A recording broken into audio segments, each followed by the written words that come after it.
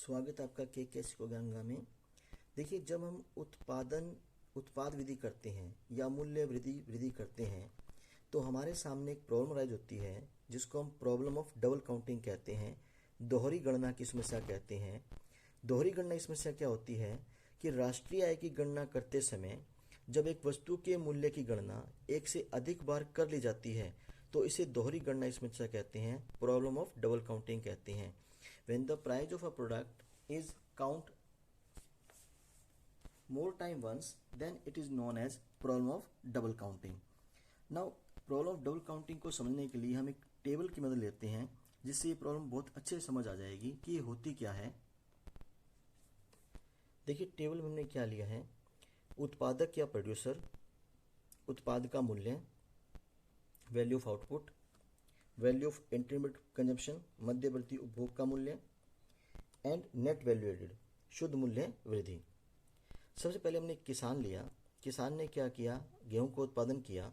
हम यहाँ पे ये मान के चल रहे हैं कि जो उसने गेहूं का उत्पादन किया है यहाँ पे किसान की कोई लागत नहीं है। हम लागत क्यों नहीं मान रहे? अगर हम लागत मानेंगे तो फिर हम जो राष्ट्रीय आय का चक्रीय प्रवाह है उसमें फंस जाएंगे। हमें जो क्योंकि देखिए, मान लीजिए बीज लिया उसने, खाद ली या ज़मीन का किराया दिया, तो हमें राष्ट्रीय आय की गणना करने के लिए कहीं तो जीरो स्टार्ट करना पड़ेगा। इसलिए हम यहाँ पे जो उसकी लागत है उसको जीरो मान रहे हैं ताकि हमें एक्चुअल में जो सबसे पहले जो मूल्य वृद्धि हुई वो कहाँ पर हुई ये पता चल सके। अगर हम यहाँ पे बीज का मूल्य लेंगे तो फिर हमें उस उत्पादों को शामिल करना पड़ेगा जिसने सबसे पहले बीज बनाया।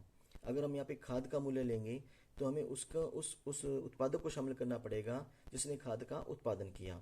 तो हमारा कंसेप्ट बहुत लेंथी हो जाता है, इसलिए कंसेप्ट को अच्छे से क्लियर करने के लिए हम ये मान लेते हैं कि स्टार्टिंग जो उत्पादक है वो कौन है, किसान है, जिसकी लागत क्या है, शून्य है। उसकी लागत को इसलिए शून्य माना गया है ताकि हम गणना कर सकें कि दोहरी गणना की समस्या पैदा कैसे होती है। तो हमने किसान को उत्पादक लिया, उसने गेहूं का उत्पादन किया जिसका मध्यवर्ती उपभोग क्या है, शून्य है। हमने शून्य मान लिया कि उसकी कोई लागत नहीं है। उसने अपने उत्पाद का मूल्य निर्धारित किया 600 रुपये। तो जो शुद्ध वृद्धि हुई उत्पादन में वो कितनी हुई, 600 रुपये की हुई।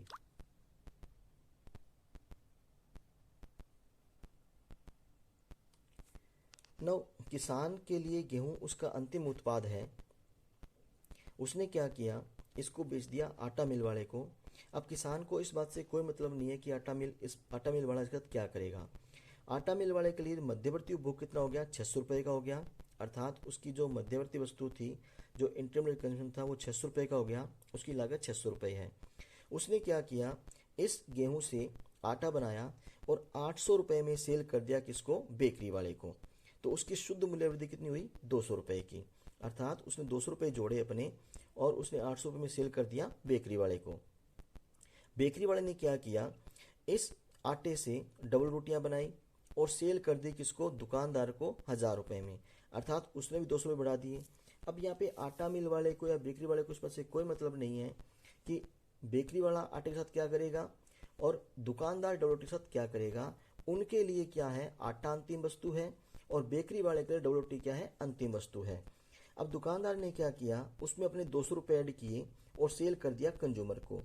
अर्थात प्रत्येक स्टेज पर हम देखते हैं कि प्रत्येक उत्पादक यही मानता है कि उसकी वस्तु अंतिम है। आगे उससे क्या होता है, उससे इस बात को कोई मतलब नहीं है।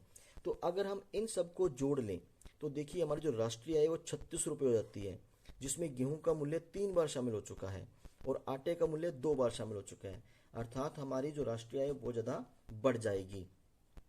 इस समस्या को हम क्या कहते हैं, दोहरी गणना की समस्या कहते हैं।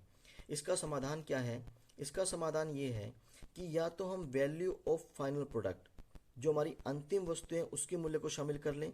अर्थात जिस मूल्य पे उपभोक्ता वस्तु को खरीदता है, अर्थात दुकानदार जिस मूल्य पे उपभोक्ता को बेचता है उस मूल्य को शामिल कर लें जो कि 1200 है।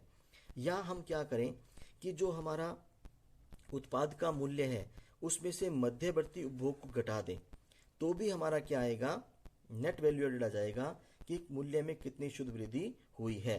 जैसे 600 प्लस 200 प्लस 200 प्लस 200, ये भी 1200 ही होता है। तो इस प्रकार से दोहरी गणना की समस्या बचने के लिए हम क्या करते हैं, या तो जो हमारी अंतिम वस्तु का मूल्य है उसको शामिल करते हैं या उत्पादन की स्टेज पर जहां जहां मूल्य वृद्धि की गई है उस सब मूल्य को जोड़ लेते हैं तो भी ये समस्या हल हो जाती है। Thank you.